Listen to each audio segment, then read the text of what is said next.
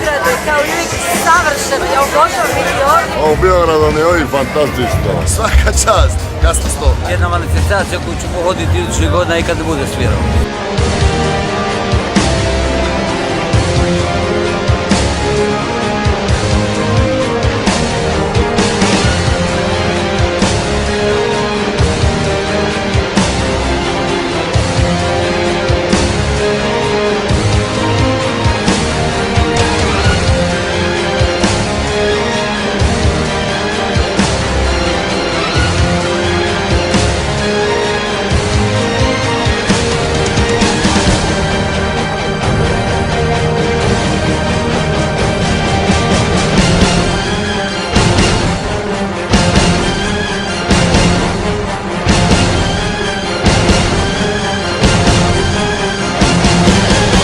I love you, Croatia.